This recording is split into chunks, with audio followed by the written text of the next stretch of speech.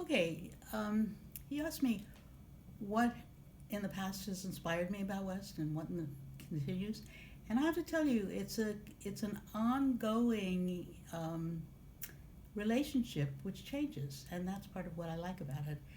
Uh, I've been in Washington for 35 years. For the first 13 or 14 years, I was hardly here. I traveled all the time, and I was fine. Then I retired, and I suddenly realized I needed a community. And I had already two connections with the Ethical Society.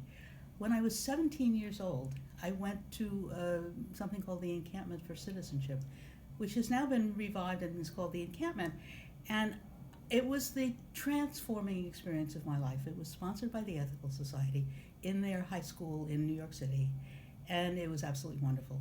And then while I was at the World Bank, somebody who was a active West member, Judy Nicholson, invited Don Montagna to come and talk to our group, which met every Friday morning, which we called Spiritual Values and Development.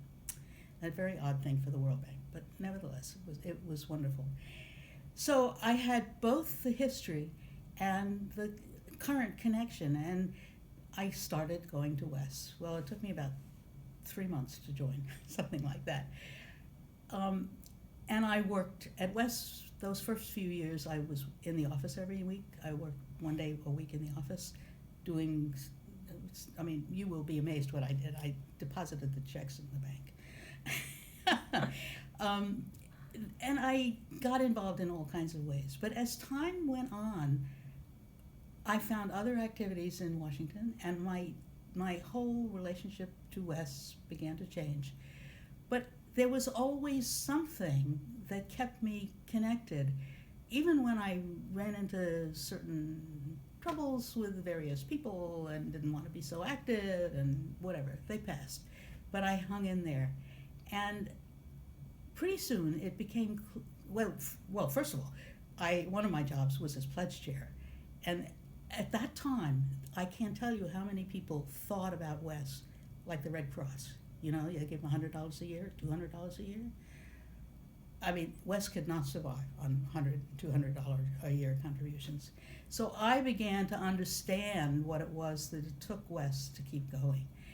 And so the combination of my understanding that and having enough money and feeling that it was okay to substitute some money and contributions for all the work I had been doing led me to rethink the whole thing.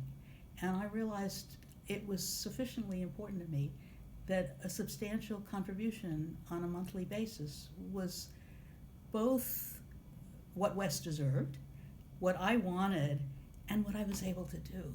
And that was fantastic.